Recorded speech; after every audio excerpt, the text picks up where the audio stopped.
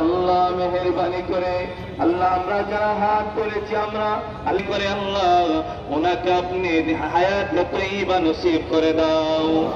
আয় আল্লাহ চাইলে আল্লাহ অনেক কিছু করতে পারতেন, অনেক আরাম এসে থাকতে পারতেন, সব কিছু দেশের মানুষকে ছেড়ে অন্য কোথাও যাই নাই। আল্লাহ আল্লাহ 33 বছর বয়সে যিনি বিধবানি করে আল্লাহ ওনাকে শিফায়ে কামেলা আজরা নসিব করে দাও। আল্লাহ দেশের এই ক্লান্তি লগ্নে আয় আল্লাহ জনগণের প্রয়োজনে আজকে অনেকটাই অসুস্থ আল্লাহ হাসপাতালে ভর্তি আছেন। আয় আল্লাহ আজকে তিনি অসুস্থ, কেমন জানি সনকে মাটিকে ভালোবেসেছেন। আয় আল্লাহ দেশের জন্য স্বামী হারিয়েছেন। আয় আল্লাহ মেহেরবানি করে উনি সারাটা জীবন ইসলামের পক্ষে ছিলেন। আল্লাহ উনি কোনদিন পরিশ্রম করেছেন, ইসলামের পক্ষে ছিলেন, কোরআনের পক্ষে ছিলেন, আলেমের পক্ষে ছিলেন। আয় আল্লাহ সারা দেশের আয় আল্লাহ হায়াত তারাজ করে দাও। আল্লাহ আপনি তো সব কিছু করতে পারেন, আল্লাহ আপনি তো সর্বময় ক্ষমতার অধিকারী। আয় আল্লাহ হায়াত যদি না থাকে খাতমা বিল খায়র নসিব করে দিয়েন। আয় আল্লাহ সকলকে তো একদিন চলে যেতে হবে। আয় আল্লাহ দেশের জন্য জনগণের জন্য কাজ করার তৌফিক দান করে দাও।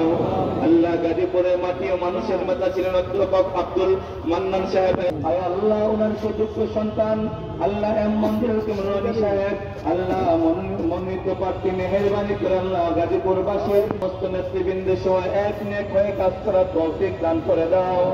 আমাদের পক্ষ থেকে ইয়াসিফুনা ওয়া সালামুন আলাল মুরসালিন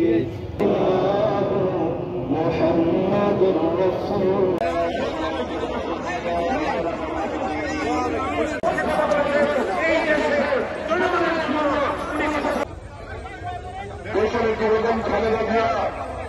জান্নাতের বাগান বানিয়ে দাও। আয় আল্লাহ আমি বাংলাদেশের জনগণের মানুষের ভালোবাসায় শিক্ষক দেশের কাজ লক্ষ্যে যখন খেলা দেওয়ার জন্য আল্লাহ দেশের জন্য দেশের মানুষের জন্য আপনারা জানেন আল্লাহ ওনার সুযোগ্য সন্তান আল্লাহ এম মঞ্জুরুল রনি সাহেব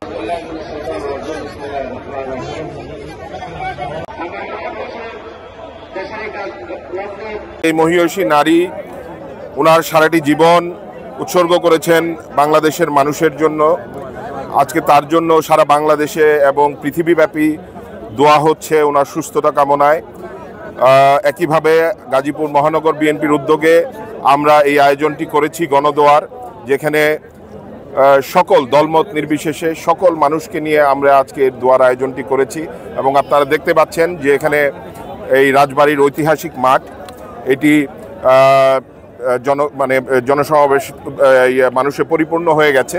এবং আজকে আমরা ওনার জন্য দোয়া করলাম, ওনার সুস্বাস্থ্য জন্য এবং দ্রুত রোগ মুক্তির জন্য।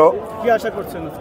আমরা আশা করছি যে মানুষের দোয়া কবুল হবে। এই 18 কোটি মানুষের দোয়া আল্লাহ কবুল করবেন এবং আমাদের নেত্রীকে দ্রুত সুস্থ করে তুলবেন।